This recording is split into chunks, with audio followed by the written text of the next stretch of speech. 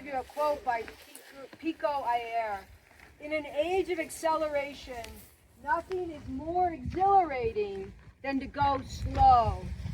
In an age of distraction, nothing is more luxurious than to pay attention. So Maria and I are going to model how we use inquiry-based learning when the kids first get off the bus. So this is the first thing we do is get them into a circle, including the parent, teacher, chaperone, so that it's very much every voice is equally participating in this exchange. What is very important is you to be part of the circle, not in the center as we are now today. We decided to be in the center now because the circle is too big and we need to get to all of you. But when you are in a group of small kids, be part of the circle, like here, not in the center, okay? Because you are not the center of attention. You are part of the group. Who do you think the world's best observers are? Just feel free to shout out ideas. Anybody? Children. Yeah. Listeners. Who? Listeners. Kids? Scientists. Scientists. Anyone else? Babies. Donald Trump. Babies. Not There's always one. So Sherlock Holmes, a fictional detective, said, "I see no more than you, but I have trained myself to notice what I see." So our first exercise is going to be... Okay, observation is a technique that you need to learn. Okay, we'll learn it when we have practiced it. So we are going to show you how to get this skill. Okay, and we show this skill to the kids too. And we begin by explaining making an observation is beginning a sentence with the words, "I notice." We're going to be learning 3 sentences plus an extra. And our first one is, "I notice." So as the docent, we might pick up an object, whatever's at hand, and begin there. Describing something you find out with your senses. So what are your senses? Smell. Sight, hearing, touch, taste. That's the only one we're not going to be using today. Unless the SCAT group has something. I don't know what they're up to. So the world, W.B. Yeats said, "The world is full of magic things, patiently waiting for our senses to grow stronger." So we're really going to ground the students in the idea that they've come with a skill set, and it's their senses, and that's how they're going to experience the hike today, through these 5 senses. So in our first question is going to be, I notice. So using your senses, you are going to observe the object that you have and give me some information, description of the object. So you will say, I notice this is brown, maybe. Okay? What an observation is not is identifying. So if I look at it and say, I notice it's a leaf, that's not an observation because I already knew it's a leaf. It's stuff I find out in the moment from observing the object. It's green. Okay. If I said, for example, I notice smell awkward. Okay, this is not an observation either. This is an opinion. Okay, maybe I don't like the smell, but Amy may like the smell of this plant. Okay, so this is not an observation, it's an opinion. By saying it out loud, we're going to now hand out some objects for you to do with a partner. And by saying out loud what you notice, that's going to help you remember it. It's very core to this process. We pass them out now? Yeah. Yeah, so work in groups of 2 and just exchange, like we'll model it. Okay, so we are going to do these 3 main questions. I notice, this is the first one. So once you have the object, share with the couple that you have, the partners that you have in your side, and you may say, for example, I notice this is green. I notice there's multiple parts to it. I noticed that there are there is something holding all together. So you can start doing this. Okay, do you all have your object? Okay, we are going to give you 15 seconds to exchange observation. And use I notice when you start the sentence, okay? I notice. I noticed that it's round. I noticed all the seasons. I noticed that you could probably bring All right, good something enough. With the kids, Way to welcome them and introduce them to this technique. This is not. yeah. So now, in your group of two, question, I wonder. So let's just practice. Okay, I wonder is very important because you need to use questions like how, where, when, who, why. So you should give these words to the kids so they have this idea what kind of I wonder you want. Happened to this? I wonder. I wonder when this happened. What's this? We are going to I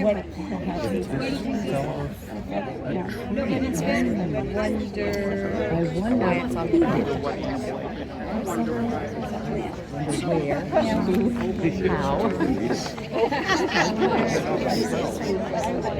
Okay, that's it. Okay. All right, that's good.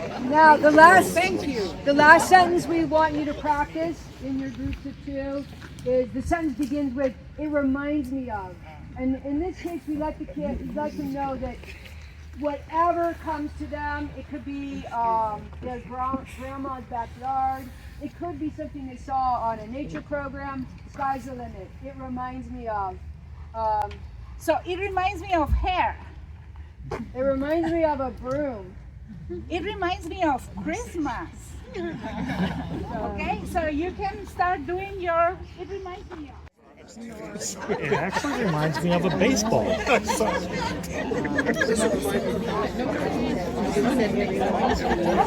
thank you very much. Okay. So does anybody want to give a little feedback how that exercise went? How do you feel? Did you like it? Anything you noticed about this exercise? Ideas, thoughts? Every answer was a good answer. Yeah. Every answer was a good answer. I like that. What about you, Donita? Oh, I just, it promotes talking to each other.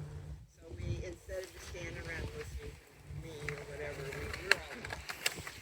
And you can imagine when this is done in a group, all of that is generating data and it's shared and it was fun, no wrong answers. That's core because the shy kids that often don't really want to participate, they realize, oh, I have something to say. It's not based on how much knowledge they're bringing with them. It's what they're experiencing right here, and we want everybody's voices, including the parents and teachers and your own, but it's all this egalitarian sharing, creating data together, and it's really fun. Yeah, so remember, we have these 3 questions. I notice, it reminds me of, I wonder. Okay? You can do it, I notice is the first one. I usually do, it reminds me of first, then I wonder, because for the kids it's easier to think in something that reminds them.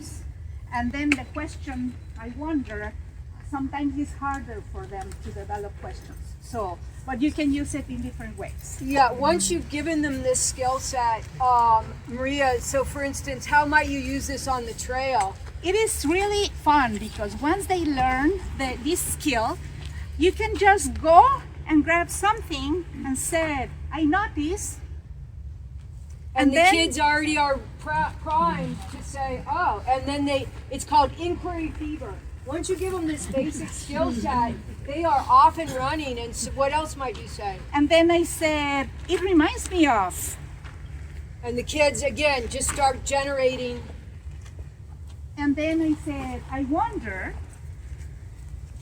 Okay, and so one of the questions we have as docents, we spent so much time learning a lot of stuff, and we know the names of a lot of stuff.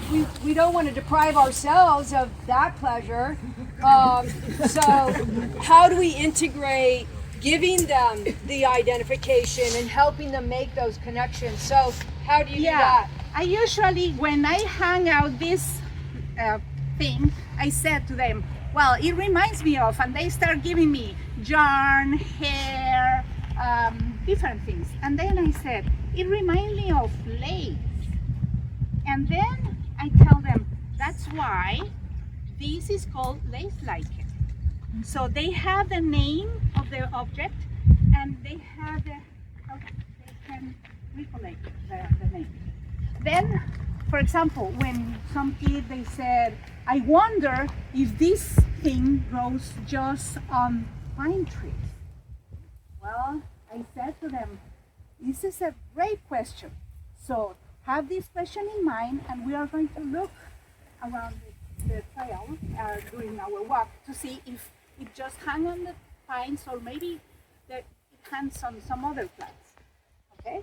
So this is a great way to introduce some skills for them to use throughout the hike. And then there's the bonus question that can deepen this exploration with the students. And that final question is? Okay, I usually have this question when I show them, for example, these two cones, and I show them what happened here. So they start thinking on what happened there. And then I tell them, I think maybe, this is the other question, I think maybe, so they start giving me some explanations about what they think about what happened here. So I receive the information from all the kids, and then we look for some evidence. Okay, this is very important. So they have some ideas, and then we start looking for, maybe we have all these pieces here in the soil, in the sand, and we can see if we put them together, this is going to be so. And then we look at the inside here, there are some seeds, and oh, what happened to these seeds? And then we can discuss about this. Sometimes kids jump into, okay, someone eat it. And yeah, I said, yeah, maybe. Do you know who can they eat it? And sometimes they say directly the squirrel. Sometimes they do not have a clue. So I usually guide them, and then I say, okay, there is an animal here that has this long tail. And when I say that, they immediately say squirrel. And then I have this picture of the squirrel. So I can show them, okay, this is a gray squirrel. So the animal that it is a gray squirrel. And then I present to them what is a gray squirrel, where they live, and how they usually behave here. And where can we see them, okay? So this is how you present this other question. I think maybe. So you tell them that they need to look for some evidence. And this is, in essence, the scientific method that we're teaching them. Have ideas, have hypotheses, be as wild as you want, and they will be. And then you say, but give me some evidence. And so that helps them to do scientific inquiry. Have ideas, shared ideas, collective data is being generated, and then you try to tell them, but you can't just be an opinion. It's got to be evidence that supports your idea that this is a dead tree. Tell me it's a dead tree, but give me some evidence. And so like that, throughout the hike, you can use these tools. Yeah, so sometimes you are going to use this tool, but okay, you may give them opportunity to do some other activities. Okay, not being just asking them questions, what is this? I noticed. They are going to be like, okay, so you choose the specific areas where you can do that and generate some information from them, okay? I think that's it. Yeah. The key is we're giving them tools that they already have. It's not we're the expert, and so it helps them develop these tools of observation, asking questions, thinking about evidence, and you can just tell them that's going to go with them wherever they go, and they can apply it to their own backyards when they travel, to keep them engaged, because it's in them to notice and have questions, and it brings life to life. Amy, I to reinforce that I wonder or I notice, so if they do a complete sentence, that's also part of it. And anyway, that's the only way to get them to incorporate that I wonder, I notice, is if you reinforce that should be the beginning of your sentence. Okay, That's all. great. Because they do that. They go, it's spiny. Uh-huh. I noticed that. Reaffirm they need to begin the sentence with. Yeah. Just I noticed that it's spiny. Can I hear you say that? That'd be, Yeah. that kind of thing. Great. Good feedback. Thank you, Erica. Anyone else? Okay, so Maria's handing out, this is a field guide for you to take with you and look at and see if you might want to incorporate. That's the other thing. Might want to incorporate any of these techniques in your hike. However you do your hike is just great and fine. However you do it. This is just one more resource to consider adding to your toolbox.